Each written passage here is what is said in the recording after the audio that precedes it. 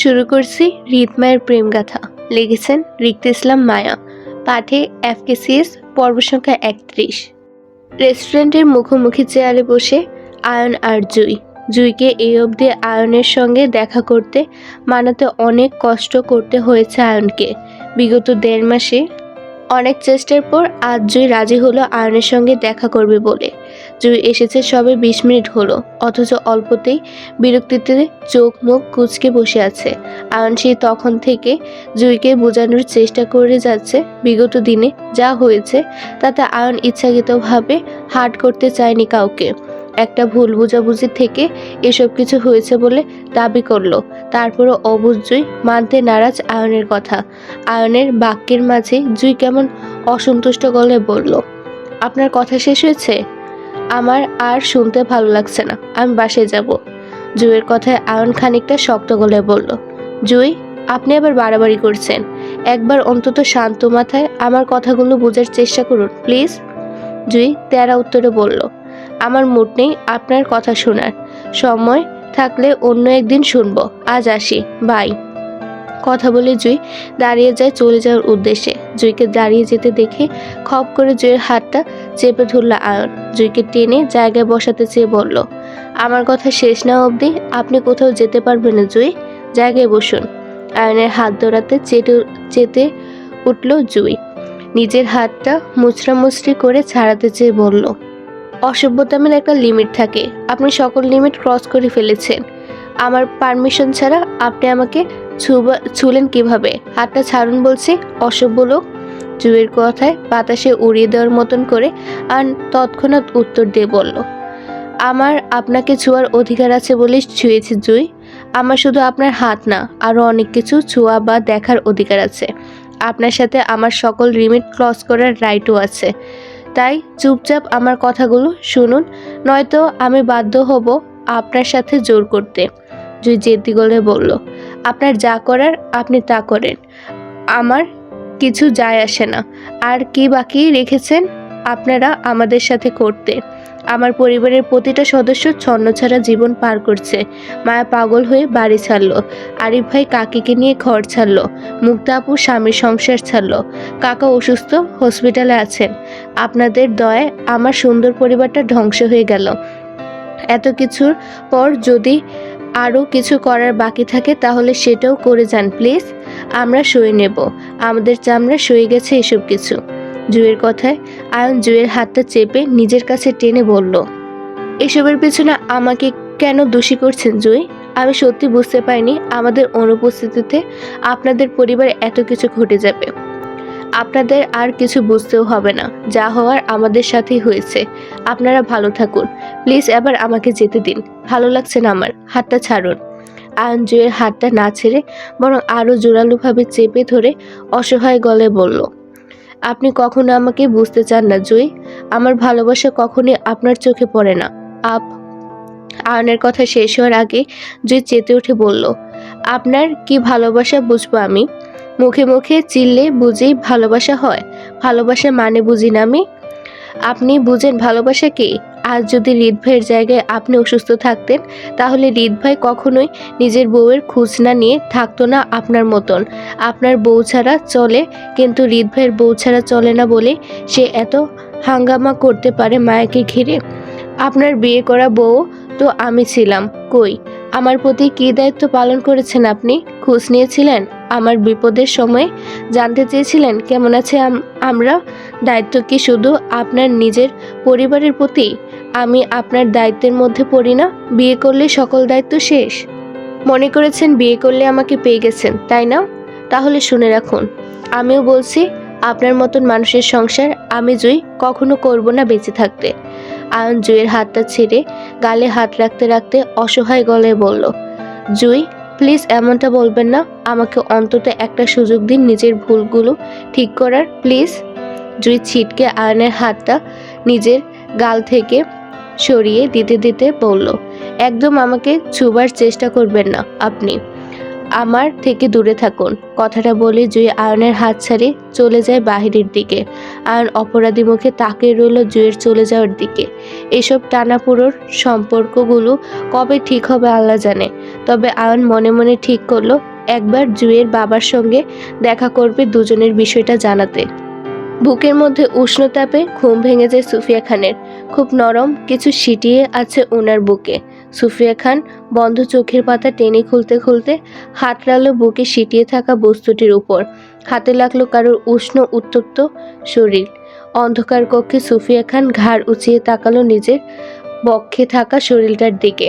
বিড়াল ছানার ন্যায় সুফিয়া খানের বুকে মুখ গুজে ঘুমিয়ে মায়া। সুফিয়া খান মায়ের কপালে হাত রাখতে বুঝতে পারল মায়ের শরীর পড়ছে জ্বরে।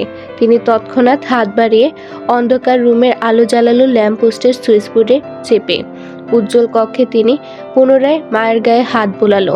রাতে ঘুমানোর সময় মায়ের শরীরের তাপমাত্রা ঠিক ছিল, কিন্তু মধ্যরাত হতে হতে মায়ের গা কাঁপিয়ে জ্বর ওঠার কারণটি তিনি বুঝল না। বিগত 1.5 মাসে ওনার বেশ অনেক কষ্টে পোহাতে হয়েছে মায়াকে স্বাভাবিকে আনতে। যদিও মায়া পুরোপুরি সুস্থ নয়, তারপরও সুফিয়া খানের সঙ্গ মায়ের বেশ পছন্দ। ওনার কথা শুনেন, ওনার মতো কাজও করে মায়া। বিগত 1 মাসে মায়ের প্যানিক অ্যাটাক হয়নি আর। জ্বরটাও তিনি নিয়ন্ত্রণে নিয়ে এসেছিল। মায়া খাবার দাবার, ঘুম, মেডিসিন, পরিচর্যা সবকিছু তিনি দেখাশোনা করেন।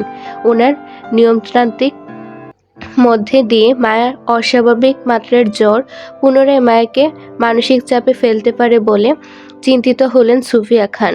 কপালে চিন্তিত ভাঁজ ফেলে উঠে বসতে বসতে মায়ের বাহু টেনে বালিশে ছোঁয়ালো।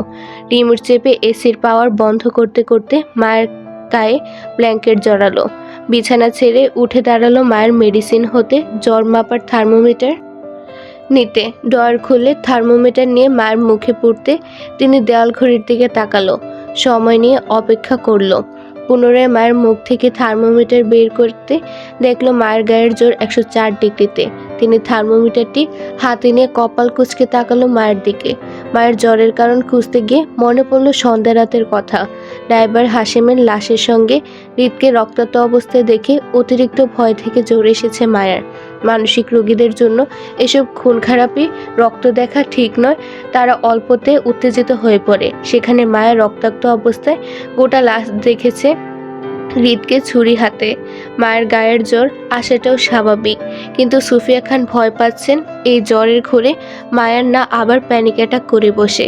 তাহলে ওনার বিগত 1.5 মাসে মায়েকে খানিকটা সুস্থ করার চেষ্টাটা পুরোই বৃথা যাবে। চিন্তিত সুফিয়া খান নিজের ফোন খুঁজল এই রাতে মায়েকে নিয়ে হসপিটালে যাবে বলে। বেড সাইডে টেবিল হতে নিজের ফোন উঠাতে উঠাতে খট করে শব্দ করলো দরজায়। এই রাতে ওনার রুমে কে হতে পারে সেটা দেখতে তিনি ঘাড় ঘুরিয়ে তাকালো দরজার দিকে। দেখলো হৃদকে গম্ভীর মুখে ওনার রুমে প্রবেশ করতে। হৃদকে অসময়ে ওনার রুমে দেখে কপাল কুঁচকে তিনি সোজা হয়ে দাঁড়ালো ফোন হাতে নিয়ে। হৃদের পেছন পেছন ডক্টর সাজেদাকেও দেখলো কক্ষে প্রবেশ করতে। সুফিয়া খান বুঝলো হৃদের কাছে মায়ের অসুস্থতার খবর ওনার আগেই পৌঁছেছে। মায়া তো আর যাবে না নিজের অসুস্থতার খবর জানাতে হৃদকে। তার মানে ওনার ছেলে হৃদ নিজে এসে দেখে গেছে মায়াকে। চিন্তিত সুফিয়া খানের কপালের ভাঁজ শিথিল হলো। হাতের ফোনটা জায়গায় রাখতে রাখতে দুহাত বুকে বেঁধে দাঁড়ালো হৃদের পরবর্তী পদক্ষেপ দেখতে। হৃদ মায়ের শিরদাঁড়ার কাজটা দাঁড়ালো বিছানার অপর পাশে। ডাক্তার সাজিদা বেগম সুফিয়া খানের দিকে এগিয়ে গিয়ে বসলো মায়ের পেট বরাবর। মায়ের কপালে হাত রেখে বলল, গায়ে তো অনেক জ্বর পেশেন্টের, এত জ্বর হলো কিভাবে? ডক্টর সাজিদা বেগম এর কথায় সুফিয়া খান কিছু বলবে তার আগে হৃদ গম্ভীর গলায় বলল, 104 ডিগ্রি জ্বর আছে। হৃদের কথায় সুফিয়া খান তীক্ষ্ণ দৃষ্টিতে তাকালো হৃদের দিকে। ওনার সন্দেহই ঠিক ছিল। হৃদের কাছে মায়ার জ্বরের ধারণা আছে, তার মানে ওনার ঘুমন্ত অবস্থায় হৃদ এসেছিল এই কক্ষে। হয়তো তখনই মায়ের জ্বর মেপে ডক্টর সাজিদাকে এই রাতে ডেকে পাঠিয়েছে। সুফিয়া খান তীক্ষ্ণ দৃষ্টিতে হৃদের মতিগতি বোঝার চেষ্টা করলো। হৃদের নিজের মায়ের দৃষ্টি উপেক্ষা করে তাকালো মায়ের জ্বরের ফ্যাকাশের মুখটার দিকে। ডক্টর সাজিদা বেগম সবে জ্বর মাপার থার্মোমিটার ব্যাগ থেকে বের করতে চেয়েছিল, কিন্তু হৃদকে মায়ের জ্বরের তাপমাত্রা বলে দিতে দেখে তিনি হাত গুটিয়ে মায়ের পালস রেট চেক করতে করতে বলল, পেশেন্ট তো এতদিন ভালোই ছিল, রেগুলার চেক আপ করাতে আসতো। আজ দুপুরে তো দেখলাম মিসেস খানের সঙ্গে সুস্থ সবল ঘোরাফেরা করছে। তাহলে রাত হতে হতে হঠাৎ এত জ্বর ওঠার কারণ কি? ডক্টর সাজিদার কথায় সুফিয়া খান চুপ রইল। তিনি জানেন উনাকে কষ্ট করে কিছু বলতে হবে না।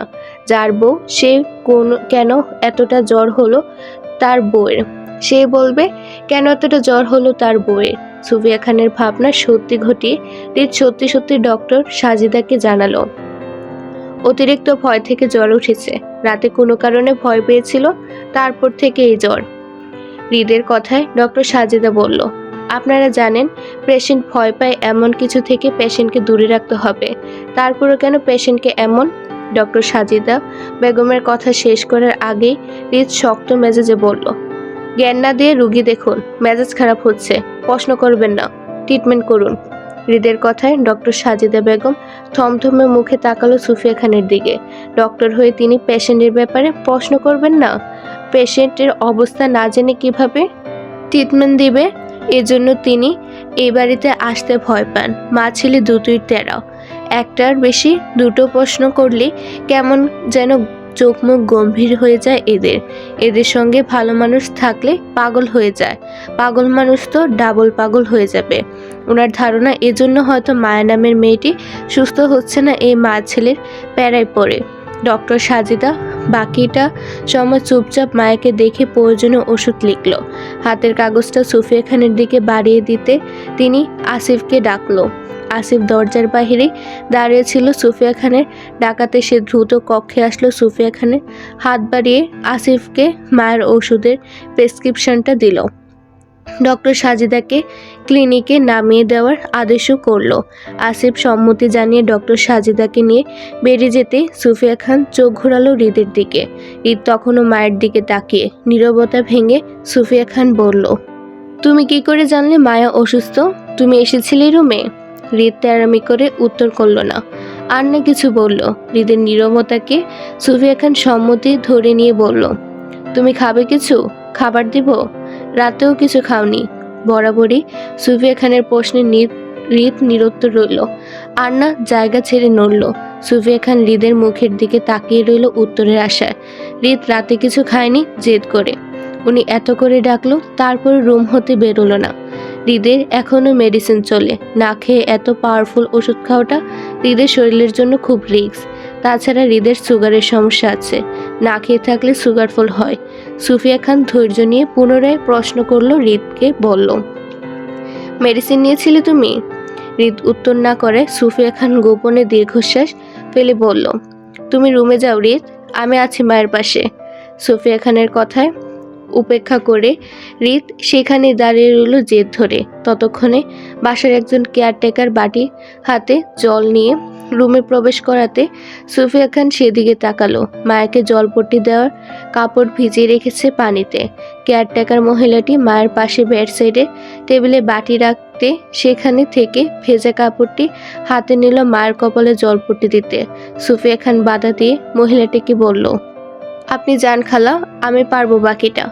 হৃদের দিকে তাকিয়ে মহিলাটি আমতা আমতা করলে চলে গেল।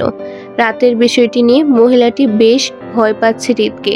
যদিও ওনার সহকর্মী রহিমাকে হাশেমের হাতে ধর্ষিত হতে হয়েছে, তারপরও হৃদের হাতে হাশেমের নৃশংসভাবে হত্যাটা ছিল ভয়ঙ্কর। তাজা লাশের রক্তস্রোত মনে করলে এখনো ওনার শরীরে কাঁটা দিয়ে উঠে ভয়ে। এই রক্ত দেখেই তো পাগল মাইয়াটা অসুস্থ হইল। সারা রাত তিনিও ঘুমাতে পারেনি রহিমার জন্য। হৃদ খানের আদেশ পেয়ে সে এখানে এসেছিল। এখন যদি হৃদ খানের কাজ না করে আবার চলে যায়, তাহলে নিশ্চয়ই স্যার রাগ করবেন। কাজের মহিলাটি আমতা আমতা করে বলল, আমি আপনার লগে থাকি ম্যাডাম, কোনো সমস্যা? মহিলাটিকে বলতে না দিয়ে সুফিয়া খান গম্ভীর স্বরে বলল, নো নিড, আপনি যান। কাজের মহিলাটি আর দ্বিমনা করল না। ভয়ে ভয়ে সম্মতি দিয়ে বেরিয়ে আসতে চাইলে পিছনে ডাকলো সুফিয়া খান। কাজের মহিলাটিকে উদ্দেশ্য করে বলল, খালা, ফ্রিজে খাবার রাখা আছে, আপনি সেটা গরম করে এই ঘরে দিয়ে যান। আচ্ছা ম্যাডাম। মাথা নাড়িয়ে সম্মতি জানিয়ে কাজের মহিলাটি দ্রুত বেরিয়ে যেতে সুফিয়া খান মায়ের মাথায় জলপট্টি দিতে লাগলো। খানিক সময় নিয়ে হৃদের খাবারও চলে আসলো সুফিয়া খানের ঘরে। জেদ্দি হৃদ চুপচাপ খেয়েও নিল মায়ের ঘরে সোফায় বসে। খাওয়া দাওয়া শেষে কক্ষ হতে বেরিয়ে গিয়ে পুনরায় ফিরে আসলো কিছু সময় পর। সুফিয়া খান বুঝতে পারল হৃদ নিজের মেডিসিন নিতে গিয়েছিল কক্ষে। ততক্ষণে আসিফও মায়ের ওষুধ নিয়ে আসলে সুফিয়া খান মায়াকে সেসব খাওয়ার সময় নিয়ে। এই পুরোটা সময় হৃদ একই জায়গায় দাঁড়িয়ে। শেষ রাতের দিকে মায়ের জ্বর কমে আসতে হৃদ সুফিয়া খানের কক্ষ ছাড়ল। সকাল 8টা। এলোমেলো মায়ের গায়ে চাদর টেনে ডাইনিং টেবিলের চেয়ারে পা তুলে বসে। সারা রাতভর জ্বরের তোপে শরীর বেশ দুর্বল মায়ার। সুফিয়া খান রাতভর জেগে মায়ের খেয়াল রেখেছেন। শেষ রাতের দিকে মায়ের গায়ের জোর কমে আসলে তিনি মায়ের ঘামন্ত শরীরটা মুছে দেন অসুস্থতা কাটাতে। দুর্বল মায়ের টেবিলে মাথা ফেলে বসে। সুফিয়া খান বাটিতে করে মায়ের জন্য নুডলস রাখতে মায়া মাথা তুলে বসলো। জ্বরের শুকনো মুখে বাটির দিকে তাকিয়ে বলল, আমি খাবো না আম্মু। সুফিয়া খান মায়ের কপালে হাত রেখে শরীরের জ্বর মাপলো। জ্বর নেই, তবে শরীরের দুর্বলতার রেশ কাটাতে কিছু সময় লাগবে মায়ার। খাবার খাইয়ে মায়াকে মেডিসিন দিতে হবে বলে সুফিয়া খান নরম স্বরে বলল, তুমি আম্মুর কথা শুনবে না? মায়া মাথা নাড়িয়ে সম্মতি দিতে দিতে বলল, শুনবো। গুড গার্ল, এবার খাবারটা ফিনিশ করো, তারপর আমরা ঘুরতে যাব, কেমন? মায়া মাথা কাত করে পুনরায় সম্মতি দিল। সুফিয়া খান মায়ের সম্মুখে লুডুসের বাটিটা এগিয়ে দিতে তিনি মায়ের এলোমেলো খোলা চুলগুলো গুছিয়ে হাত খোপা করতে লাগলে মায়ের চামচ নাড়িয়ে বাটি হতে অল্প নুডলস মুখে দিয়ে চিবোতে চিবোতে নাক মুখ কুচকে বলল, আম্মু এগুলা কেমন যেন তেতো তেতো, খেতে পারি না, ফেলে দেই। মায়ের কথায় সুফিয়া খান বুঝলেন জ্বরের তোপে মায়ের মুখে তেতো হয়ে আছে, তাই খাবারের স্বাদ পাচ্ছে না। তিনি মায়াকে কিছু বললেন না, আর না ধমকালেন, বরং তিনি মায়ের ব্যাপারে খুবই নমনীয় আর ধৈর্যশীল হলেন। ওনার বেশ শখ ছিল একটা মেয়ের। হৃদের পরে রাদিফকে জন্মই দিয়েছিল একটা মেয়ের আশায়, কিন্তু ওনার মেয়ে না হয়ে ছেলে হওয়াতে উনি আর তৃতীয় সন্তান নেননি। তবে এই শেষ বয়সে এসে মায়ের মতো করে একটা মেয়ে পেয়ে যাবেন সেটা তিনিও ভাবতে পারেননি। যদিও মায়ের মানসিক ভারসাম্য ঠিক নেই, অতিরিক্ত মানুষ ভয় পায়, তবে সে সুফিয়া খানের কথা খুব মেনে চলে। বলতে গেলে মায়া সুফিয়া খানকে ছাড়া কিছু বুঝে না। সার্বক্ষণিক উনার পেছন পেছন ঘুরতে দেখা যায় মায়াকে। ওনার মনে হয় উনি সেই প্রথমবারের মতন আবারও মেয়ের মা হয়েছেন মায়াকে পেয়ে। যদি মেয়েরা বাবার নেওটা থাকে, কিন্তু মায়া যেন পুরোপুরি সুফিয়া খানের নেওটা মেয়ে হয়ে আছে। শক্তপোক্ত সুফিয়া খান কেমন কেমন করে জানি মায়ের উপর বেশ দুর্বল হয়ে গেছেন। চোখে হারানোর মতন মায়াকে সার্বক্ষণিক চোখে চোখে রাখেন তিনি। ওনার ছেলে হৃদ মায়াকে মেনে না নিলেও তিনি মায়াকে সারা জীবন নিজের কাছে রাখবেন বলে মনস্থির করে রেখেছেন। এই মেয়ে ওনার কাছেই যত্নে থাকবে, ওনার মেয়ে হয়ে। সুফিয়া খান মায়ের গালে আসা চুলগুলো কানে গুজে আদরে হাত বুলালো মায়ের মাথায়। আদরে স্বরে বলল, পছন্দের খাবার ফেলতে নেই আম্মু, আল্লাহ নারাজ হয়। আস্তে আস্তে খাও, তাহলে দেখবে সব শেষ হয়ে গেছে। এই খাবারগুলো আমি কষ্ট করে তোমার জন্য বানিয়েছি, তুমি না খেয়ে ফেলে দিলে আমি কষ্ট পাবো। তুমি কি চাও আম্মু কষ্ট পাক? মায়া ভাষা দু চোখে সুফিয়া খানের দিকে তাকিয়ে অসম্মতি জানালো, যার অর্থ সে চায় না ওর আম্মুকে কষ্ট দিতে। সুফিয়া খান ঝুঁকে মায়ের মাথায় চুমু খেতে খেতে বলল, তুমি খাবারটা শেষ করো, আম্মু আসছি, কেমন? মায়া পুনরায় ঘাড় কাত করে সম্মতি দিতে সুফিয়া খান কিচেনের দিকে এগোলো হৃদের খাবার রেডি করতে।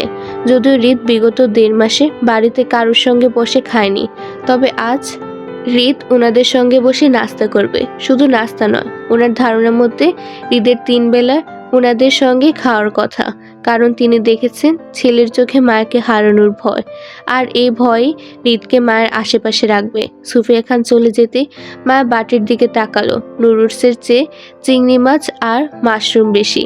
মায়ের পছন্দের খাবারের মধ্যে চিংড়ি মাছ একটা, সেগুলি একে একে মুখে তুলছিল সবে।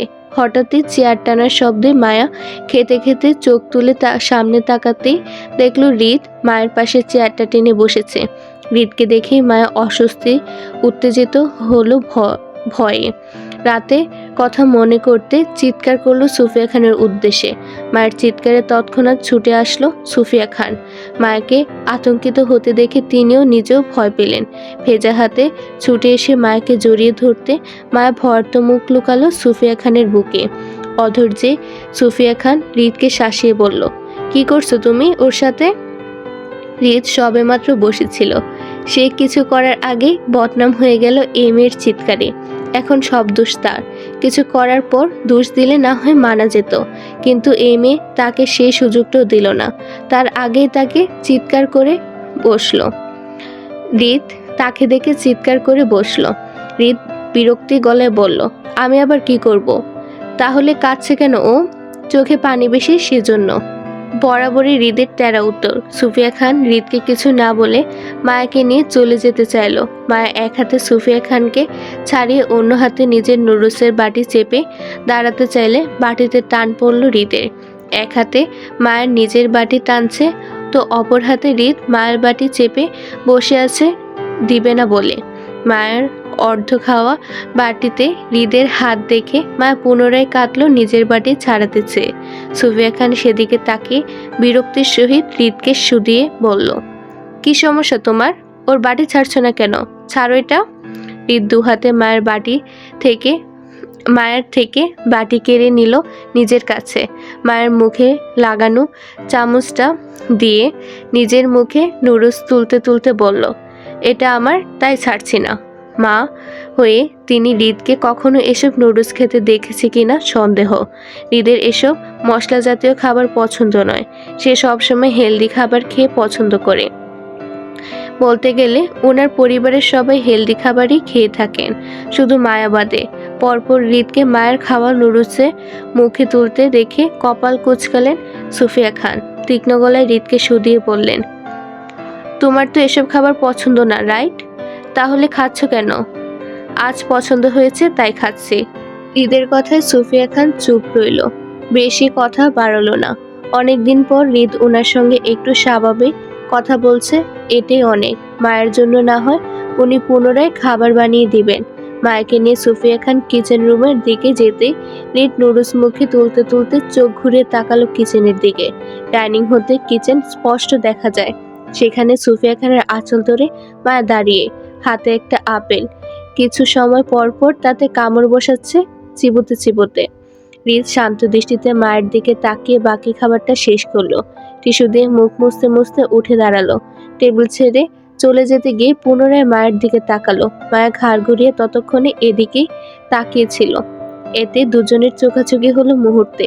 হয়তো মায়া তৎক্ষণাৎ হৃদের থেকে দৃষ্টি সরিয়ে নিতে হৃদ প্রস্থান করলো ডাইনিং হতে।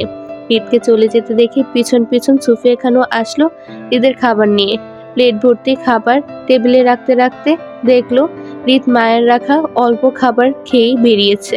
সুফিয়া খান দীর্ঘশ্বাস ফেলে মায়ের দিকে তাকালো। উনার শরীর ঘেঁষে মায়া দাঁড়িয়ে। মা ছেলের অদৃশ্য দুর্বলতা হয়ে দাঁড়িয়েছে এই মেয়ে। হৃদ চাচ্ছে মায়ের অসুস্থতার পাশে দাঁড়াতে, কিন্তু কোনো কিছু ওনার ছেলেকে আটকাচ্ছে মায়ের কাছে আসতে। কিন্তু কি, মায়ের বিয়ে নাকি অন্য কিছু? যদি মায়ের বিয়েটা হৃদকে তার বউ থেকে দূরে রাখে তাহলে সেটাও সঠিক নয়। প্রথম স্বামী জীবিত অবস্থায় দ্বিতীয় বিয়ে জায়েজ নয়, সেটা হৃদ নিজেও জানে। জেনে বুঝে সে নিশ্চয়ই অবুঝপনা করবে না, অবশ্যই অসুস্থ মায়ের পাশে দাঁড়াবে। আর যদি সত্যি মায়ের বিয়ে নিয়ে হৃদ দ্বিধায় থাকে, তাহলে সেটা হৃদ চাইলে সে নিজে ক্লিয়ার হতে পারে, খোঁজ করতে পারে মায়ের বিয়েটার ব্যাপারে। সেটা হৃদ নিজ থেকে করেছে না, তার মানে হৃদ স্বেচ্ছায় চাচ্ছে না মায়ের বিষয়টা ক্লিয়ার হতে। হয়তো হৃদ মায়ের সুস্থতার অপেক্ষা করছে সত্যিটা জানার। মনস্তান্ত্রিক ভাবনার সুফিয়া খানের মনে হলো হৃদের দ্বিধা দূর করতে ওনার কোনো আলেমের সঙ্গে কথা বলা প্রয়োজন। দরকার হলে দুজনের পুনরায় বিয়ে দিবে, তারপরও ওনার ছেলের সকল দ্বিধা দূর করে মায়েকে হালাল করবে হৃদের জন্য। তপ্ত রোদে উত্তপ্ত শহর। আরিফ সবে দোকান খাটি হতে বাসায় ফিরল। ক্লান্তিতে বাসায় কলিং বেল চেপে দাঁড়ালো, গায়ে শার্টটা দুবার ঝাঁকিয়ে, শরীরের ঘামে শার্ট ভিজে লেপ্টে। এ সময় গোসল না করলেই নয়, বড্ড অসহ্য লাগছে নিজেকে। আরিফ কলিং বেল বাজানোর 10-15 সেকেন্ডের মাঝে দরজা খুলে দিল কেউ। আরিফ ক্লান্তিময় চোখে সামনে তাকাতেই তার চোখ শিথিল হলো কারোর স্নিগ্ধ মুখ দেখে। ফুটফুটে লাজুক হেসে দরজা ধরে দাঁড়ালো সে, যেন এতক্ষণ সে আরিফের অপেক্ষায় বসেছিল। আরিফ ঘরে প্রবেশ করতে করতে আরও একবার চোখ ঘুরিয়ে তাকালো মেয়েটির দিকে। মুহূর্তে দুজনের চোখাচোখি হলো। সংকোচে আরিফ চোখ নামিয়ে নিল, মেয়েটি নিল না, বরং দরজা লাগিয়ে আরিফের পিছন পিছন রুম অব্দি যেতে যেতে বলল, আজ এত বেশি দেরি হলো কেন তোমার ফিরতে? প্রশ্নে গাঢ় অধিকারবোধ জমা মেয়েটির। আরিফ সেই অধিকারকে সম্মান জানিয়ে রুমে যেতে যেতে ঘাড় ঘুরিয়ে তাকালো বসার ঘরের দেওয়াল ঘড়ির দিকে। ঘড়ির কাঁটা 3:15 দেখে সে খানিকটা চিন্তিত সুরে বলল, বেশি দেরি হয়েছে আমার? আরিফের দৃষ্টি ধরে মেয়েটিও এক পলক তাকালো সময়ের কাঁটার দিকে। আরিফের কথা সম্মতি দিয়ে বলল, হয়েছে একটু, তবে ব্যাপার না। আম্মু কই? দুপুরে খেয়েছি কিছু? খেয়েছে, কিন্তু আম্মু মায়াকে দেখার জন্য রোজ কান্নাকাটি করে। তুমি আম্মুকে মায়ের কাছে নিয়ে গেলেই তো পারো। ফিহার কথায় আরিফ চুপ রইল।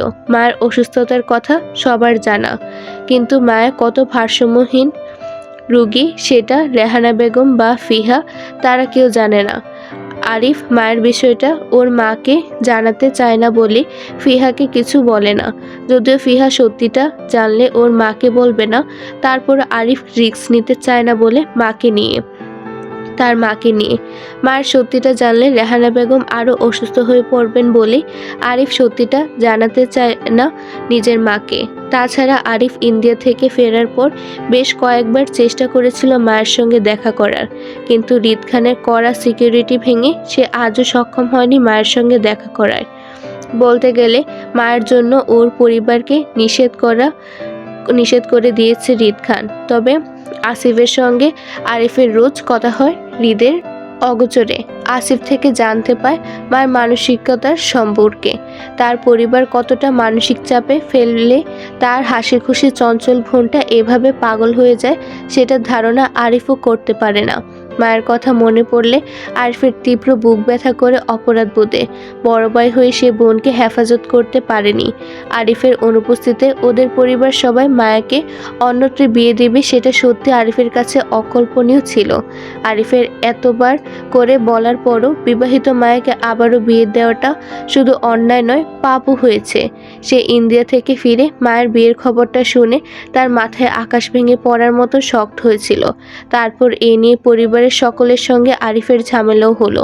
বাপ চাচা ফুপিরা সবাইকে এড়িয়ে মায়ের হাত ধরে সেই রাতেই বাড়ি থেকে বেরিয়ে আসলো তার অসুস্থ পরিবারকে ত্যাগ করে।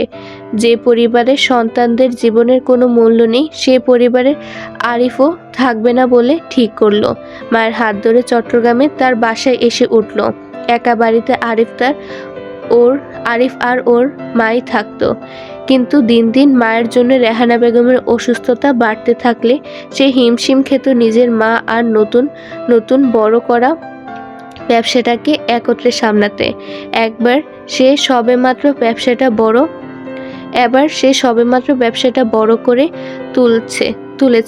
না চাইতেও সারা দিন রাত তার গোডাউনে পড়ে থাকতে হতো বলে তার মা অযত্নে অসুস্থতায় বাসায় পড়ে থাকতো একা একা। এজন্য সে এক সন্ধ্যায় নিজের মাকে নিয়ে ফিহার হোস্টেলে হাজির হয়। ঘামন্ত শরীরে ময়লা শার্টে ফিহাকে ফোন করে নিচে নামতে বলে সে গাড়ির বাহিরে দাঁড়ায়। ফিহার গায়েও সাদামাটা পোশাক ছিল সবসময়ের মতো, কিন্তু ফিহা নিচে নেমে আসতে আরিফ ফিহাকে বিয়ের প্রস্তাব দিয়ে বসে তৎক্ষণাৎ। সেদিন ফিহা প্রচুর শকড হয়েছিল।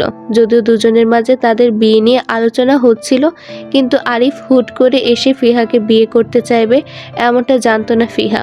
আরিফের প্রস্তাবে প্রথমে ফিহা না করতে চাইল নিজের পরিবারের অনুপস্থিতি দেখে। কিন্তু পাঁচে রেহানা বেগমের অসুস্থতার কথা চিন্তা করে সেই রাতে আরিফের হাত ধরে বিয়ে করে এ বাসায় এসে ওঠে। তারপর থেকে ফিহা এই বাড়িতেই থাকছে আরিফের বউ হয়ে। রেহানা বেগমের শরীরও আগে থেকে অনেকটা সুস্থ, শুধু মায়ের জন্যই কান্নাকাটি করে সব সময়, যা আরিফ চাইলেও নিজের মাকে মায়া অবধি নিয়ে যেতে পারে না, কারণ হৃদ খান মায়ের সঙ্গে কারোর দেখা করতে দিবে না। হয়তো হৃদের জায়গায় আরিফ থাকলে তাই করত। নিজের বউয়ের বিয়ে জোর করে অন্য কোথাও দেওয়া হলে সেও ঠিক এমন করে সবাইকে নিষেধ করত ফিহার সঙ্গে দেখা করতে। তাই আরিফের ধারণা মতে হৃদ খান নিজের জায়গায় ঠিক বলে সেও কোনো কিছুতে বাড়াবাড়ি করে না, বরং চুপ থাকে। আপাতত তার মায়ার ব্যাপারে কি করা উচিত সে বুঝতে পারে না। বুঝতে পারলেও হয়তো হৃদ খান আরিফকে কিছু করতে দিবে না। মনস্তান্ত্রিক ভাবনার মাঝে আরিফ রুমে প্রবেশ করে গায়ের শার্টটা খুলতে খুলতে বলল, তুমি খেয়েছো কিছু? ফিহা বিছানার উপর পা ঝুলিয়ে বসতে বসতে বলল, না, তোমার জন্য অপেক্ষা করছিলাম। এত বেলা অব্দি অপেক্ষা না করলেই পারো ফিহা, আমার আসতে মাঝে মধ্যে দেরি হতে পারে, তুমি খেয়ে নিও। বিয়ের আগে তোমাকে দুপুরে না খাইয়ে খাইনি কখনো, এখন বিয়ের পর খাবো? আরিফ বেশ শান্ত দৃষ্টিতে তাকালো ফিহার সুন্দর আদলের মুখটার দিকে। ফিহার অবদান তার জীবনে অনেক, সবসময় আরিফ সুখে দুঃখে ফিহাকে পাশে পেয়েছে সে। বিয়ের আগে তাদের সম্পর্ক ছিল 1 বছরের, কিন্তু দুজন পরিচিত ছিল 2 বছরের। এই 2 বছরে ফিহা রোজ তার জন্য দুপুরে খাবার পাঠাতো টিফিন করে কোচিং সেন্টারে, মাঝে মধ্যে রাতেও পাঠাতো যদি আরিফ ব্যস্ত হয়ে বাসায় ফিরতে না পারত তাহলে। এই 2 বছরে আরিফ ফিহাকে খুব কাছ থেকে দেখেছে সে। ফিহা ভালোবাসার মানুষকে যত্ন করতে পারে বেশি, আর আরিফ ফিহার যত্নে আটকিয়েছে। যখন আরিফের সবচেয়ে বিপদের সময় কাউকে প্রয়োজন ছিল, তখন ফিহা এক কাপড়ে আরিফকে বিয়ে করে এই বাসায় এসে উঠেছে, তার মার খেয়াল রেখেছে। অথচ আরিফ কখনো মুখ ফুটে জানতে চায়নি ফিহা আদৌ আরিফের কাছে ভালো আছে কিনা। তুমি আমার কাছে ভালো আছো তো ফিহা? আরিফের কথায় ফিহা তৎক্ষণাৎ উত্তর দিয়ে বলল, আরে তোমার কাছে আমি বিন্দাস আছি জান। তোমার মতো সুন্দর আর দায়িত্বশীল স্বামী পেয়ে আমি খুশি হব না বলো? তোমার জায়গায় যদি আমি কোনো মোটা ভুঁড়িওয়ালার টাক মাথার কাউকে বিয়ে করতাম তাহলে হয়তো সমস্যা হতো। বেটা কিস করতে আসলে আমি তো ভয়ে ফিট হয়ে যেতাম, কিন্তু তোমাকে দেখলে আমার ভয় লাগে না, বরং আদর আদর লাগে। ফিহার চঞ্চলতায় ইতস্তত বোধ করল আরিফ। যদিও তারা এখন হাজব্যান্ড ওয়াইফ, এর পূর্বে রিলেশনে ছিল 1 বছর, তারপরে আরিফ এসব বিষয়ে ফিহার সঙ্গে সহজ হতে পারেনি। কিন্তু চঞ্চল ফিহা প্রায় আরিফের এটা সেটা বলে ইতস্ততায় ফেলে দেয়। আরিফ কথা ঘোরাতে চেয়ে বলল, তুমি খাবার দাও, আমি গোসল করে আসছি। আরিফকে ইতস্ততা বোধ করতে দেখে ফিহা তীক্ষ্ণ দৃষ্টিতে তাকিয়ে বলল, তুমি কি কিছুর ব্যাপারে লজ্জা পাচ্ছ জান? আরিফ ফিহাকে উপেক্ষা করে ঘামন্ত শার্টটা ময়লা ঝুড়িতে রেখে হাতের তোয়ালে নিয়ে ওয়াশরুমের দিকে যেতে যেতে ফিহার উদ্দেশ্যে বলল, সারাক্ষণ তোমার মাথায় এসব অদ্ভুত চিন্তাভাবনা ঘুরে কেন? আরিফকে পালাতে দেখে ফিয়া তৎক্ষণাৎ দৌড়ে গিয়ে ওয়াশরুমের দরজা ধরে দাঁড়ালো আরিফের পথ আটকে। তুমি আমার কথায় লজ্জা পাচ্ছ, রাইট? আরিফ থমথমে গলায় অসম্মতি দিয়ে বলল, না পাচ্ছি না, সরো। ফিয়া তৎক্ষণাৎ নিজের ডান গাল আরিফের দিকে বাড়িয়ে দিতে দিতে বলল, তাহলে একটা কিস করে দেখাও তো, তুমি লজ্জা পাচ্ছ কি না সেটা। আরিফ থমথমে মুখে ফিহাকে শুধিয়ে বলল, ফিহা আমি ঘেমে আছি, সরো, গোসল করব। তুমি ঘামলে আমার সমস্যা নাই, ঘামন্ত শরীরের চুমুটা লবণাক্ত লাগবে এই যা, লবণ আমার পছন্দ, তুমি করো তো। ফিহা পুনরায় গাল বাড়িয়ে দিতে চাইলে আরিফ ঠোঁটের সামনে, কিন্তু ফিহার দোপা উঁচিয়ে আসার কারণে শরীরে খেই হারিয়ে পড়ে যেতে নিলে এক হাতে আরিফ খালি বুকে আঁকড়ে ধরতে চাইলে পড়ে যাওয়ার থেকে বাঁচতে, কিন্তু আরিফের শরীরে কাপড় না থাকায় হাত ফসকে যায়। আরিফের তৎক্ষণাৎ 2 হাতে আঁকড়ে ধরল ফিহাকে। ফিহার পিঠ ঠেকে গেল ওয়াশরুমের দরজা আর আরিফের মুখ ফিহার গলায়। কয়েক সেকেন্ডের মাঝে ফিহার গলায় চিনচিন ব্যথা অনুভব করতে ফিহা চমকে ওঠার মতন আরিফকে 2 হাতে ঠেলে দূরে সরাতে চেয়ে বলল, আরিফ ছাড়ো, ব্যথা পাচ্ছি আমি। আরিফ তৎক্ষণাৎ ফিহাকে ছাড়ল না, বরং সময় নিয়ে ফিহার থেকে সরে দাঁড়াতে মুহূর্তে ফিহার হাত চলে যায় ব্যথিত গলায়। কামড়ের জায়গায় ভীষণ জ্বলছে। ফিহা বিরক্তি চোখে আরিফের দিকে তাকাতে আরিফ বলল, এটা চলবে নাকি আরও একটা লাগবে তোমার? আরিফের কথায় ফিহাও দমে যাওয়ার পাত্রী নয়। সে আরিফকে ঠেলে সরিয়ে দিয়ে নিজের থেকে রুম হতে বেরিয়ে যেতে যেতে বলল, কাজটা লোক ওকে কিস করবে, তাতেও হিসাব করে বলে তোমার একটা লাগবে নাকি দুইটা? পারলে আমার কাছে আইসো, আনলিমিটেড বন্যা বইয়ে দিব। ফিহার কথাগুলো ব্যঙ্গ করে বলল আরিফকে। আরিফ ফিহার ব্যঙ্গ ভঙ্গিমা দিকে তাকিয়ে হতাশ হলো। ফিহা সবার সাথে ভালো ভদ্র মেয়ে হলেও আরিফের বেলায় সে প্রচণ্ড চঞ্চল আর বাদর টাইপ। আরিফের অবশ্য মন্দ লাগে না ফিহার চালচলনকে, বরং খানিকক্ষণের জন্য হলো আনন্দ দেয় শত কষ্টের মাঝে। জুই নিজের কক্ষে শুয়ে একা একঘেয়ামি জীবনটা যেন ছন্নছাড়া হয়ে গেছে।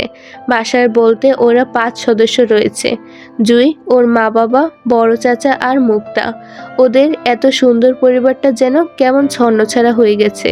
আগের মতন পাঞ্চলচলতা নেই কারোর মাঝে। মায়ের অসুস্থতা ঘিরে যাবতীয় ঘটনাকে কেন্দ্র করে মায়ের বাবাও কষ্ট পাচ্ছেন, দিন দিন কেমন শুকিয়ে যাচ্ছেন অসুস্থতায়। তার উপর আবার আরিফ তার মাকে নিয়ে ঘর ছাড়ল। জুইরা শুনেছে আরিফ নাকি চট্টগ্রামে গিয়ে বিয়ে করেছে কাকে, সেই বউ নিয়ে থাকছে বড় চাচিকে নিয়ে। এসবের মাঝে জুইরাও ভালো নেই। কেমন নিস্তব্ধ আর হাহাকার এই পরিবার জুড়ে। জুইয়ের মাঝে মধ্যে মনে হয় সে এই পরিবার ছেড়ে দূরে কোথাও পালিয়ে যেতে, নয়তো এই অসুস্থ পরিবেশে থেকে সেও একদিন মায়ের মতো অসুস্থ হয়ে পড়বে। ওর পড়াশোনা বন্ধ, হাতে ফোন নেই, কোথাও যেতে পারে না, কেমন ঘরবন্দি হয়ে আছে সে। মায়া কেমন আছে সেটাও জানতে পারে না। সব মিলিয়ে কেমন দরবন্ধ পরিস্থিতিতে আছে জুই। মায়াকেও ভীষণ মিস করছে, কিন্তু মায়ের সঙ্গে দেখা করা বা কথা বলার উপায় নেই জুইয়ের। ওর বাবা নিষেধ করেছে কেউ ওই পরিবারের নাম না নিতে। হয়তো হৃদ জুইয়ের বাবাকে করা আঘাত থেকে জুইয়ের বাবা সাজিদুল ইসলাম ক্ষিপ্ত ওই পরিবারের সঙ্গে। জুইয়ের চিন্তা ভাবনার মাঝে সাজিদুল ইসলাম হাঁক ছেড়ে গলা ফাটিয়ে ডাকলো জুইকে। হঠাৎ করে জুইয়ের নাম ধরে সাজিদুল ইসলামকে চিৎকার করতে দেখে ধরফড়িয়ে শোয়া থেকে উঠে বসলো জুই। গায়ের উন্নাটা টেনে দৌড়ালো বাবার উদ্দেশ্যে। তাড়াহুড়ে দৌড়ে জুই সাজিদুল ইসলামের কাছে পৌঁছাতে ওর কিছু বলার আগে সপাটে থাপ্পড় পড়ল জুইয়ের গালে। ছিটকে পড়ার মতন ফ্লোরে পড়ল জুই। জুইয়ের মা পাশেই দাঁড়িয়েছিল। হঠাৎ জুইকে থাপ্পড় মারতে দেখে তিনি আহাজারি করে জুইকে টেনে ধরতে সাজিদুল ইসলাম হুঙ্কার ছেড়ে বলল, ওই বাড়ির ছেলে আমাকে তোর জন্য ফোন দেয় কেন? আমার মেয়ের বিষয়ে ওই বাড়ির ছেলের কি কথা থাকতে পারে? আমি মানা করছিলাম না ওই বাড়ির সঙ্গে কেউ যোগাযোগ না করতে? তারপরও কেন ওই বাড়ি থেকে কল আসছে তোর নামে? বাবার কথায় জুই ফুঁফিয়ে কেঁদে ওঠে। গালে 5 আঙ্গুলের দাগ পড়েছে। জুই বুঝতে পারে ওই বাড়ির থেকে হয়তো আয়নের কল এসেছিল ওর বাবার ফোনে, যার জন্য সাজিদুল ইসলাম এতটা রেগেছেন। কিন্তু জুইয়ের মা বুঝলো না ওনার স্বামী কার কথা বলছেন, তাই তিনি মেয়েকে বুকে জড়াতে জড়াতে আহাজারি করে বলল, ওই বাড়ি থেকে কার না কার ফোন এসেছে বলে আপনি আমার মেয়েটাকে মারবেন? ওরা কি এমন বলেছে আমার মেয়ের নামে? কি করেছে আমার মেয়ে? সত্যিটা না জেনে আপনি আমার মেয়েকে মারলেন কেন? তর্ক করবা না সালেহা। তোমার মেয়ে জন্য ওই বাড়ির ছেলে ফোন করেছে মানে ও নিশ্চয়ই ওই বাড়িতে যোগাযোগ করেছে। যদি ওর বাকি বোনদের মতন ওর ও বাড়ির ছেলের সঙ্গে সম্পর্ক থাকে, তাহলে তোমার মেয়েকে আমি কেটে নদীতে ভাসিয়ে দেব। যে মেয়ে বাবার সম্মান নষ্ট করে সেই মেয়ের দরকার নেই আমার, মনে রেখো। কথাটা বলে সাজিদুল ইসলাম বাহিরের দিকে চলে গেল। জুই মায়ের বুকে আছড়ে পড়ে কাঁদতে লাগলো। আয়ন হঠাৎ করে জুইয়ের বাবাকে কল দেবে সেটা বুঝতে পারেনি জুই। তবে আয়ন যে ওদের দুজনের সম্পর্কের কথাটা জুইয়ের বাবাকে বলেনি সেটা সাজিদুল ইসলামের কথায় বুঝেছে জুই। তবে আয়ন বলতে কতক্ষণ। ভয়ার্ত জুই আরো ভয়ার্ত হলো। মাকে জড়িয়ে ফুফাতে লাগলো অঝরে। মায়ের খুঁজে খুঁজে হৃদ সুফিয়া খানের কক্ষে এসে দাঁড়ালো, কিন্তু খালি ঘরটা দেখে অস্থির পা চালালো বারান্দার দিকে। হৃদের এতক্ষণে পুরো বাড়ি খোঁজা হয়ে গেছে মায়াকে, কিন্তু কোথাও কোনো রেশ নেই মায়ার। হঠাৎ মায়া কোথায় যেতে পারে ভেবে অস্থির হৃদ আরও অস্থির হলো। সুফিয়া খান বাড়িতে নেই সেটা শুনে সে বাড়িতে এসেছিল মায়ের খোঁজে, কিন্তু মায়াকে কোথাও না পেয়ে তার ভিতরকার ভয়টা যেন আরও বাড়ল। অস্থির পা বারান্দার দরজার সম্মুখে যেতে থেমে গেল সামনের দৃশ্য দেখে। মায়া পা গুটিয়ে ফ্লোরে বসে, সুফিয়া খান চেয়ারে বসে মায়ের খোলা চুলে তেল জাতীয় কিছু দিচ্ছেন। হৃদ উপস্থিতি পেয়ে দুজন পিছনে ফিরে তাকাতে দেখলো হৃদকে। মায়ের চোখে ভয় নেই, কিন্তু সুফিয়া খানের কপাল কুঁচকে আসলো হৃদের অস্থির উত্তেজিত মুখটা দেখে। তিনি এই অসময়ে হৃদকে বাড়িতে দেখে বলল, কি হয়েছে বাবু, কোনো সমস্যা? মাতৃত্বের ভালোবাসায় সুফিয়া খান হৃদকে বাবু বলেই সম্বোধন করে প্রায়শই। হৃদ মায়ের কথায় স্বস্তির শ্বাস ফেলে চোখ ঘোরালো মায়ের দিকে। মায়াকে হেফাজতে দেখে ছোট করে বলল, না। কথাটা বলে হৃদ চলে যেতে নিলে পেছন ডাকলো সুফিয়া খান। বলল, দুপুরে খেয়েছিস নাকি খাবার দিব? দাও। মায়ের অর্ধমাথায় তেল দেওয়া অবস্থায় সুফিয়া খান উঠে দাঁড়ালো মায়াকে নিয়ে। দুপুরের খাবারের সময় হয়েছে, যদিও মায়াকে আগে খাওয়ানো হয়েছে, তবে তিনি ভেবেছিল মায়ের মাথায় তেল শেষ করে তিনি খাবেন। এখন হৃদের উপস্থিতিতে ভালোই হলো, অন্তত হৃদ নিজের দায়িত্ব পালন করার চেষ্টাই করছে। সুফিয়া খান মায়ের চুলগুলো পেঁচিয়ে হাত খোপা করে মায়াকে নিজের সঙ্গে নিয়ে গেল। হৃদের গোসল করতে করতে সুফিয়া খান ততক্ষণে খাবার রেডি করলো সার্ভেন্টদের দিয়ে। মায়ের হাতে একটা বাটিতে চিজ পাস্তা তুলে দিতে মায়া সেগুলো খেতে খেতে ডাইনিং পেরিয়ে ড্রয়িং রুমের দরজার সামনে দাঁড়ালো। বাগানে পাকা ফলের দিকে তাকিয়ে মুখের খাবার চিবোলো। হৃদ গোসল শেষে সিঁড়ি বেয়ে নিচে নামতে নামতে মায়াকে একা পেল। বিগত 1.5 মাসে সে মায়াকে একা দেখেছে কিনা সন্দেহ। সারাক্ষণ সুফিয়া খানের পিছন পিছন ঘুরে মায়া। আজ একা পেয়ে হৃদ সেদিকে হাঁটলো। মায়ের পিঠ তার বুকে ছুঁই ছুঁই করে দাঁড়িয়ে মায়ের উদ্দেশ্যে বলল, আমি থাকতে বিয়েটা কেন করলে হৃদ? হৃদের হঠাৎ কথায় চমকে ওঠার মতন মা তৎক্ষণাৎ লাফিয়ে পিছন ফিরতে মায়ের মুখ বাঁচল হৃদের বুকে। দ্রুত পিছনে হটতে চাইলে হৃদ সামনে এসে মায়ের সঙ্গে দূরত্ব ঘুচালো। মায়ের হৃদের ভয়ে তৎক্ষণাৎ হাতের বাটি পিছনে লুকালো। মায়ের ধারণা হৃদ সকালের মতন করে আবারও মায়ের খাবার ছিনিয়ে খেয়ে ফেলবে। মায়াকে নিজের খাবার লুকাতে দেখে হৃদ কপাল কুঁচকে তাকালো মায়ের দিকে। মুহূর্তে তার চোখ শিথিল হয়ে গেল মায়ের নতুন রূপ দেখে। মায়ের নাকে ছোট পাথরের নাকফুলটা চকচক করে উঠল হৃদের চোখে। হৃদ মোহিত চোখ ঘুরালো মায়ের মুখে, দেখলো কানে দুটো ডায়মন্ডের পাথরের দুল দেওয়া, গলায় চেন, হাতে স্বর্ণের চুড়ি। হৃদ দৃষ্টি নত করে মায়ের পায়েও তাকালো, দেখলো দুটো স্বর্ণের পায়েল পরিয়ে মায়ের দু পায়ে। হৃদ ফের নিজের মোহিত দৃষ্টি ঘোরালো মায়ের আদলে নিষ্পাপ মুখটার দিকে। কেমন ডাগর ডাগর ভয়ার্থ চোখে হৃদের দিকে তাকিয়ে এসে হৃদ হাত বাড়িয়ে মায়ের নাকের ফুলটা ছুঁতে মায়ের হৃদের ভয় আরো সিটিয়ে গেল। মা আশেপাশে তাকিয়ে সুফিয়া খানকে খুঁজলো হৃদ থেকে বাঁচতে চেয়ে। হৃদ মায়ের ভয়ার্থ মুখ দেখে মোহিত গলায় বলল, এসব কে দিয়েছে তোমায়? হৃদের আঙ্গুল ঘোরালো মায়ের নাক ফুলে। মায়া ভয়ার্থ মুখে মিনমিন করে বলল, আম্মু। হৃদ মায়ের মুখে দৃষ্টি ঘুরিয়ে কানে তাকালো। 2 আঙ্গুলে মায়ের কানের দুলের টোকা দিতে দিতে একই গলায় বলল, সুন্দর। মায়ের হৃদের ভয়ে ভয়ার্থ গলায় পুনরায় মিনমিন করে বলল, আমি যাই না। মায়াকে দাঁড় করিয়ে রেখে হৃদ ফের মায়াতে দৃষ্টি বোলালো। সে কখনো মায়াকে এইভাবে কল্পনা করেনি। মূলত হৃদ বোঝে না মেয়েদের কিভাবে সাজলে বউ বউ লাগে। হৃদয়ের বুঝ যেন সুফিয়া খান দিল মায়াকে বউয়ের মতন করে গহনাপত্র পরিয়ে। দেখতেও মায়াকে বেশ বউ বউ লাগছে। হৃদ একবার নয়, 2 বার নয়, বারবার মায়ের উপর দৃষ্টি ঘুরালো। মন বেকুল হলো মায়াকে ছুঁয়ে দেওয়ার, কিন্তু কোথাও যেন কিছু একটা বাধা দিচ্ছে হৃদকে। হয়তো মায়ের অনাকাঙ্ক্ষিত বিয়েটা। হৃদ মায়ের দিকে দৃষ্টি স্থির রেখে খানিকটা শক্ত গলায় বলল, আমার অসুস্থতার সুযোগ নিয়ে অন্য কাউকে কবুল কেন বললে হৃদ? বাবু খেতে আয়। মায়ের ডাকে নড়ল না হৃদ, বরং দৃষ্টি স্থির মায়ের উপর উত্তরের আশায়। যদিও সে জানে মায়া অসুস্থতার কারণে হৃদকে উত্তর দেবে না, তারপরও হৃদ মায়ের থেকে তার সকল প্রশ্নের উত্তর চায়। সে তৃতীয় পক্ষ থেকে তার ব্যক্তিগত জীবনের কোনো উত্তর চায় না। দরকার হলে হৃদ অপেক্ষা করবে মায়ের সুস্থতার, তারপরও তৃতীয় পক্ষ নয়। হৃদ চাইলে তার সব প্রশ্নের উত্তর তৃতীয় পক্ষ থেকে জানতে পারত, কিন্তু সে অন্যের কথা শুনে বিশ্বাস করার মতন মানুষ নয়। তার ব্যক্তিগত জীবনের সমস্যা তার ব্যক্তিগত মানুষ থেকে শুনবে, নয়তো না। সুফিয়া খানের দেখা পেয়ে মায়া হৃদ থেকে পালিয়ে গেল। হৃদ চেয়েও মায়াকে আটকালো না, বরং যেতে দিল। হৃদের কেন জানি মনে হচ্ছে মায়া হৃদকে একেবারে ভুলে যায়নি। যদিও মায়া অসুস্থ এটা সত্য, তারপরও মায়া হৃদকে একেবারে ভুলে যায়নি, বরং অসুস্থতার মাঝেও অল্প হলেও হৃদকে মনে রেখেছে মায়া। আচ্ছা, কোনো কারণে কি মায়া হৃদকে এড়িয়ে যেতে যাচ্ছে, নাকি হৃদের মনে সন্দেহ? এটা কোনটা? রাত 1টার ঘরে চাঁদবিহীন আকাশে জ্বলজ্বল করছে অসংখ্য তারার মেলা।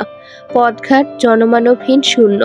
থেকে থেকে একটা অটোরিক্সা দেখা গেল চাকরিবিহীন চলে যেতে। ল্যাম্পপোস্টের হলুদ আলো মারিয়ে কিছুটা দূরে গাড়ি দাঁড় করালো আয়ন। এখানটায় বেশ অন্ধকার, আলো ছায়া গাছতলা। গাড়ির আলো নিভিয়ে দরজার পিঠ থেকে অধরে তাকালো একটা দোতলা বাড়ির গেটের সম্মুখে। এই রাস্তা ধরে জুই দ্রুত পায়ে হেঁটে আসছে আয়নের দিকে। ব্যস্ত ভঙ্গি আর ধরা পড়ে যাওয়ার ভয়ে শরীরের উন্নাটাও গায়ে পেঁচিয়ে মাথায় ঘুমটা টেনে মুখ ঢেকে আছে জুই। আয়ন সেদিকে নিষ্ক্রিয় চোখে তাকিয়ে রইল। তাকে এই মধ্যরাতে জুই ডেকে এনেছে জরুরি কথার তাগিদে। জুইয়ের ডাকে আয়নও চলে আসলো তৎক্ষণাৎ। বউ ডেকেছে মানে আয়নকে আসতেই হতো। তাছাড়া জুইয়ের এই মধ্যরাতে আয়নকে ডাকার যথাযথ কারণও আছে। হয়তো পরিবারের ভয় আয়নের সঙ্গে দিনের আলোয় দেখা করতে পারবে না বলেই নিভে যাওয়া অন্ধকারে আয়নকে ডাকলো। আয়ন নিরস ভঙ্গিতে জুইয়ের গতানুগতিক দেখলো। জুই ব্যস্ত পায়ে আয়নের সম্মুখে দাঁড়াতে দাঁড়াতে হাঁপাতে লাগলো। বড় বড় শ্বাস ফেলে খানিকটা হাঁপিয়ে বলল, আপনার সাহস কি করে হলো আমার বাবাকে ফোন করার? কেন বারবার ফোন দেন আপনি? জুইয়ের প্রথম কথায় রাগ প্রকাশ পেল, অথচ আয়ন জুইয়ের রাগে ধার ধারল না, বরং গাড়ির দরজা খুলে ভেতর থেকে একটা পানির বোতল হাতে নিয়ে জুইয়ের দিকে বাড়িয়ে দিতে দিতে স্বাভাবিক গলায় বলল, আপনার বাবা আমার শ্বশুর হন জুই। আমি আমার শ্বশুর মশাইকে ফোন করতেই পারি, এতে আপনার অনুমতির প্রয়োজন মনে করছি না আমি। নিন, আপনি পানিটা খান জুই। আয়নের কথায় জুইয়ের নাকের পাটা ফুলে উঠল রাগে। তেজি হাতে ঠাস করে আয়নের হাতের বোতলটা সরিয়ে দিতে দিতে ঘন ঘন শ্বাস ফেলে বলল, একদম আমার বাবার থেকে দূরে থাকবেন আপনি। যখন আমাদের বিপদের সময় আপনাকে পাইনি, তাহলে আজ কেন আধিক্যতা দেখাতে আসছেন? আপনাকে আমি বলছি আমাদের সম্পর্কের কথা আমার বাবাকে জানাতে। আমি নিজেই যেখানে এই সম্পর্কটা মানি না, সেখানে আমার বাবার খোঁজ করছেন কেন আপনি? জুইয়ের ফিরিয়ে দেওয়া বোতলটা আয়ন পুনরায় জুইয়ের দিকে বাড়িয়ে দিতে দিতে বলল, আগে পানিটা পান করুন জুইন, স্বস্তি পান। আমার কথাটা শুনুন, যেটা চলে গেছে সেই পরিস্থিতি আমি অতীতে ফিরে ঠিক করতে পারবো না, সে ক্ষমতা আমার নেই। তবে সামনে যে পরিস্থিতি হবে সেটা অবশ্যই সামলানোর দায়িত্ব আমার অবশ্যই আপনার বাবার সঙ্গে কথা বলে সব কিছু জানতে হবে। ওনাকে বোঝাতে হবে যা কিছু হয়েছে সবটা আমাদের ভুল বোঝাবুঝি থেকে হয়েছে। এসব কিছু এবার আমাদের ঠিক করা উচিত। তাছাড়া এই বিয়ের ওইখানে কে রে তোরা? কি করছিস ওইখানে? হাঁক ছেড়ে ডাকা পথলোকের ডাকে জুই ধরফরিয়ে চমকে উঠল। আতঙ্কে মাথা ঘুরিয়ে পাশে তাকাতেই দেখল ওদের পাশের বাড়ির নায়েব চাচা নামক লোকটা টর্চ হাতে এদিকটাই দৌড়ে আসছে, অপর হাতে লুঙ্গি চেপে। টর্চের আলোয় আয়ন ও জুইয়ের উপর পড়ল। আয়ন বিরক্তিতে মুখে হাত দিয়ে আলোর রোশনি ঠেকাতে চাইল, অথচ জুই আতঙ্কিত ভঙ্গিতে কাঁপতে শুরু করলো যখন নায়েব নামক লোকটা চিৎকার করে মানুষ জড়ো করতে চাইল মধ্যরাতে একত্রে দাঁড়ানো জুই আর আয়নকে আটকাতে চেয়ে। জুই আতঙ্কিত ভঙ্গিতে কি করবে হুট করে বুঝতে পারল না, বরং অতিরিক্ত ভয়ে আয়নের বগলের নিচে দিয়ে ঢুকে পড়ল গাড়ির ভিতরে। আয়ন এতক্ষণে খোলা দরজা চেপে দাঁড়িয়েছিল জুইয়ের জন্য পানি নিয়ে। এর মধ্যে এসব ঘটনা ঘটে যাওয়ায় আয়ন নিজেও চমকে উঠে মুহূর্তে মাথা নিচু করে জুঁইয়ের দিকে তাকাতে জুঁই আতঙ্কিত ভঙ্গিতে গাড়ির দরজা টেনে লাগাতে চেয়ে আয়নকে হুঁশিয়ারি করে বলে, কি করছেন ডাক্তার সাহেব? দাঁড়িয়ে আছেন কেন? তাড়াতাড়ি গাড়িতে উঠুন, গাড়ি স্টার্ট দিন, নয়তো আমরা ধরা পড়ে যাব। দ্রুত করুন প্লিজ। জুঁইয়ের কথা আয়ন মানতে নারাজ। আয়নের ধারণা মতে ওরা স্বামী স্ত্রী, সেই ক্ষেত্রে রাতে একটা নয় 4টে বাজলেও দেখা করলে সমস্যা হওয়ার কথা নয় কারোর। সেজন্য আয়ন জুঁইকে বোঝাতে চেয়ে বলতে চাইল, জুঁই আপনি ভয় পাচ্ছেন কেন? ওরা আমাদের কিছু করবে না, আমরা স্বামী স্ত্রী, এটা সবাইকে বুঝিয়ে বউ। আয়নের বলতে না দিয়ে জুঁই অস্থির উত্তেজিত ভঙ্গিতে বলল, আল্লাহ ওয়াস্তে আপনি গাড়িতে উঠুন ডাক্তার সাহেব। আপনি আমার এলাকার মানুষদের চেনেন না, ওরা আপনার পরিচয় জানবে পরে, তার আগে লাঠি পেটা করবে, বলবে আপনি মধ্যরাতে কট খেয়ে আমরা মধ্যরাতে কট খেয়ে মিথ্যা বলছি। প্লিজ আপনি গাড়িতে উঠুন, আমার কথা শুনুন। আয়ন জুঁইয়ের কথা কিছু বুঝতে গিয়েও হইচই পড়া রাস্তার দিকে তাকিয়ে থেমে গেল। আয়ন জুঁইয়ের কথায় কিছু বলতে গিয়েও হইচই পড়া রাস্তার দিকে তাকিয়ে থেমে গেল। সত্যি সত্যি দেখলো আশেপাশের বাড়ি থেকে মানুষ হইচই করে লাঠি হাতে বের হচ্ছে ওদের মারতে। আয়ন আর ভাবার সময় নিল না, বরং জুঁইয়ের কথা মতো ঘুরে গিয়ে তৎক্ষণাৎ বসল ড্রাইভিং সিটে। পূর্ব থেকে গাড়িটি ঢাকা মহাসড়কের দিকে ঘোরানো ছিল বলে আয়ন জুঁইকে নিয়ে গাড়িটি সেই রাস্তায় টানলো। আতঙ্কিত জুঁই মুখ ঘুরিয়ে বাইরের দিকে তাকালো লোকজন কত দূর আছে সেটা দেখতে। তক্ষুনি চোখাচোখি হলো নিজের বাবা সাজিদুল ইসলামের সঙ্গে। তিনি নিজেও মধ্যরাতে লাঠি হাতে বের হয়েছিল কট খাওয়া ছেলে মেয়ে পেটাতে, কিন্তু অধরে গাড়ির সিটে জুঁইকে বসে থাকতে দেখে ওনার দৌড় থেমে যায়। হাতের লাঠিও মুহূর্তে পড়ে যায় রাস্তায়। তক্ষুনি শোনা গেল সাজিদুল ইসলামের সম্মুখে থাকা নায়েব লোকটার চিৎকার। সাজিদুল ইসলামের সঙ্গে নায়েব লোকটা জুঁইয়ের গাড়িতে বসা দেখল কোনো ছেলের সঙ্গে। তিনি মুহূর্তে চিৎকার করে পিছনে দৌড়ে আসা লোকটাকে বললেন, আরে এটা আমাগো সাজিদের মাইয়া, ভাগ্যা যাইতাছে কোন ফুলার লগে, তোরা কেউ গাড়িটারে ধর রে ধর। নায়েব লোকটার চিৎকারে জুঁইয়ের কানেও আসলো। হতবম্ব হতবুদ্ধি হয়ে বাখারা হয়ে গেল মুহূর্তে। গাড়িতে ওঠার আগে জুঁই এত কিছু ভাবেনি, শুধু সবার চোখে ফাঁকি দিতে সে গাড়িতে উঠেছিল মাত্র। সবাই চলে গেলে সেও নেমে যেত, কিন্তু এখন না চাইতেও সে বদনাম হয়ে গেল। এলাকাবাসীর সামনে ওর বাবার মান সম্মান টান দিল।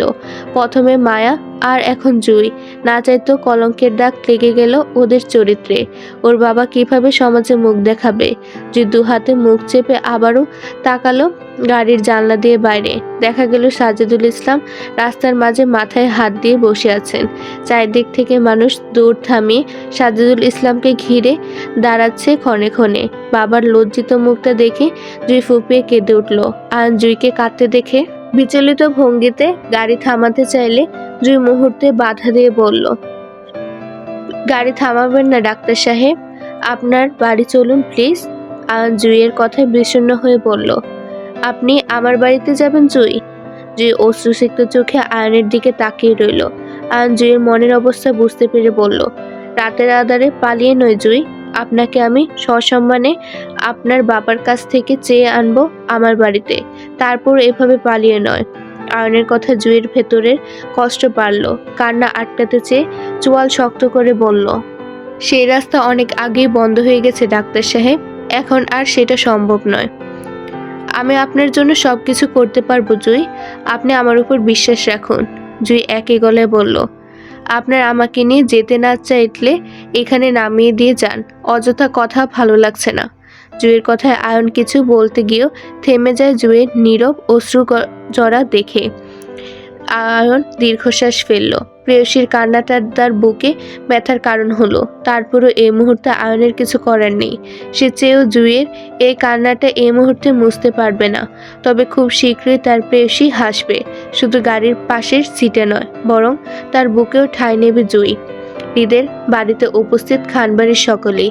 হেনা খান আরাফ খান লন্ডন থেকে ফিরে খানবাড়ি কিংবা চট্টগ্রামে না গিয়ে ঈদের বাড়িতে উঠেছেন সুফিয়া খানের কাছে। নিহাল খানের নির্বাচনে 1 মাস বাকি বলে রাদীপ ঢাকাতে নেই, চট্টগ্রামেই আছে বাবার সঙ্গে। ঈদ চট্টগ্রামে যায় না জেদ করে। নিহাল খানও ছেলেকে ডাকেনি ঈদের অসুস্থতার কথা চিন্তা করে। তারপর দিন এভাবেই যাচ্ছে। মায়াকেও আগের থেকে বেশ সুস্থ দেখাচ্ছে, তবে সে আগের মতন কারণে অকারণে কারোর সঙ্গে চঞ্চলতা দেখিয়ে কথা বলে না, আর না কারোর কাছে যায়। মায়াকে সারাদিন সুফিয়া খানের পেছন পেছন ঘুরঘুর করতে দেখা যায় চুপচাপ। এর মাঝে হৃদ অবশ্য বেশ কয়েকবার মায়ের পথ আটকে দাঁড়িয়েছিল, পরপর প্রশ্ন করেছে, কিন্তু মায়া প্রতিবারই চুপ থেকে হৃদের থেকে পালিয়ে গেছে, নয়তো সুফিয়া খানের সঙ্গে থেকেছে হৃদকে এড়াতে চেয়ে। হৃদ মায়ের ডাক্তারি রিপোর্টগুলো পরপর চোখ বুলিয়ে চেক করলো হাতে নিয়ে। রিপোর্টে মায়ের সব কিছু আগের থেকে বেশ স্বাভাবিক দেখাচ্ছে। হৃদ মায়ের মেন্টাল হেলথ 87% স্বাভাবিক দেখে হাতের ফাইলটা বন্ধ করতে করতে অপর হাতের কফিতে চুমুক বসালো। খানিকটা ডিল মারার মতন করে ফাইলটা ফেললো সোফার টেবিলে। এটা মায়ের গতকাল রিপোর্টের ফাইল ছিল, যেটা সুফিয়া খানের কাছে না গিয়ে হৃদের কাছে আসলো। অবশ্য হৃদ নিজেই বলেছিল মায়া জড়িত সকল রিপোর্ট যেন তার হাতে আসে। বিগত 2 মাসে মায়ের রিকভারি হয়েছে 87%, মানে মায়া প্রায় রিকভার হয়ে গেছে বলে ধরা যায়। মূলত মায়া আজকাল যেটা করছে সেটা স্বেচ্ছায় হৃদকে এড়িয়ে যাচ্ছে। বিষয়টা হৃদ আরও আগেই বুঝতে পেরেছিল, শুধু মায়ের স্বাভাবিক রিপোর্টের অপেক্ষায় ছিল এতদিন, যেটা আজ হৃদ পেয়েও গেল। হৃদ হাতের কফিতে চুমুক দিতে দিতে কি মনে করে হাতের কফির মগটা নিয়ে বেরিয়ে গেল রুম থেকে। সিঁড়ি বেয়ে নিচে নামতে নামতে তীক্ষ্ণ চোখে মায়ের সন্ধান করলো। পেয়ে গেল হলরুমের ফ্লোরে বসে খাবার খাওয়া অবস্থায়। হৃদ সেদিকে তাকিয়ে নিচে নেমে আসলো। সুফিয়া খান সোফায় বসে মায়ের চুলে বেনি করছে আর মায়ের মাথা ঝুঁকে পরপর চামচ নাড়িয়ে কিছু মুখে তুলছে। হৃদ সেদিকে এগোতে এগোতে মায়ের বাটির দিকে লক্ষ্য করে দেখলো মিষ্টি জাতীয় কোনো ডেজার্ট খাচ্ছে মায়া। হৃদ ডেজার্ট দেখে বুঝতে পারলো তার মা বানিয়েছে এটা। বেশ ভালো খাবার বানাতে পারেন তিনি। সবসময় স্বাস্থ্য সচেতন মানুষ হওয়া সুফিয়া খান ছোটবেলা থেকে হৃদ ও রাদিফকে ওনার হাতে বানানো খাবারই খাওয়াতেন। মায়ের ক্ষেত্রেও তাই। প্রতিবার মায়াকে তিনি নিজের হাতেই খাবার বানিয়ে দেন। হৃদ সুফিয়া খানের পিছনে দাঁড়াতে দাঁড়াতে গম্ভীর গলায় বলল, তোমাকে উপরে ডাকছে আম্মু। সুফিয়া খান স্বাভাবিকভাবে মায়ের চুলে রবারের বেনি পেঁচাতে পেঁচাতে হৃদের দিকে তাকিয়ে বলল, কে ডাকছে? দাদা ভাই। আরাফ খানের নাম শুনতে সুফিয়া খান বলল, বাবা ঘুম থেকে উঠেছেন? সুফিয়া খানের কথায় উত্তর না দিয়ে হৃদ নিজের কথায় বলল, সম্ভবত দাদা ভাইয়ের বুক ব্যথা করছে।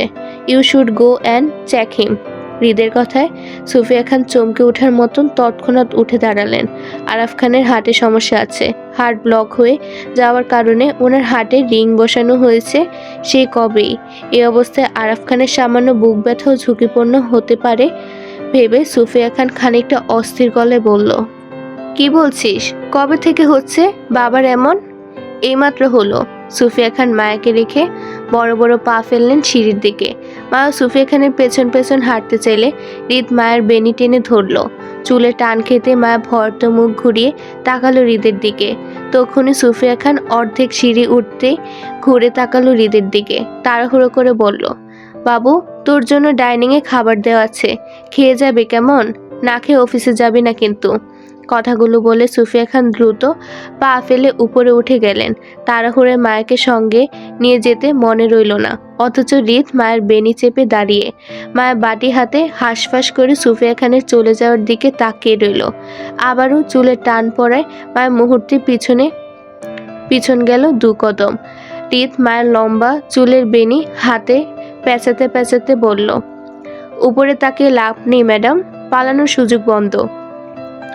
মায়া চুপসে যাওয়ার মতন 2 হাতের মুঠোয় বাটি চেপে ম্লান হয়ে দাঁড়ালো। হৃদের কথার উত্তর করছে না, আর না ঘুরে তাকাচ্ছে হৃদের দিকে। হৃদ মায়াকে এগিয়ে আসতে গিয়েও কদম বাড়ালো না দ্বিধায়। মায়াকে ছোঁয়াটা তার জন্য হালাল কিনা এই প্রশ্নের উত্তরটা না পেয়ে সে ছুঁবে না এই নারীকে।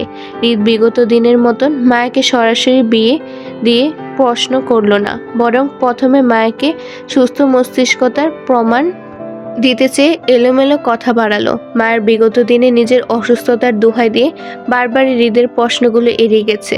হৃদয় এতদিন সহ্য করেছে মায়ের অসুস্থতার কথা চিন্তা করে, কিন্তু আজ সে ছাড় দেবে না এই নারীকে। বরং হৃদের সামনে মায়াকে স্বীকারোক্তি দেওয়াবে এই নারীর সব কিছু মনে আছে বলে। হৃদ প্রথমে চলে যাওয়া সুফিয়া খানের দিকে আঙ্গুল তাক করে মায়ের উদ্দেশ্যে বলল, মহিলাটা তোমার কি হয় জানো? মায়া হৃদের তাক করা আঙুলে অনুসরণ করে সুফিয়া খানের দিকে তাকালো। সময় নিয়ে মিনমিন করে বলল, আম্মু হয়। তোমার আম্মু কার কাছে যাচ্ছে? দাদা ভাইয়ের কাছে। দাদা ভাইয়ের নাম কি? আরাফ খান। ওনার বউয়ের নাম কি? হেনা খান। তোমার আম্মুর নাম কি? সুফিয়া খান। তাহলে আমি কে? আম্মুর বড় ছেলে। তোমার সাথে আমার সম্পর্ক কি?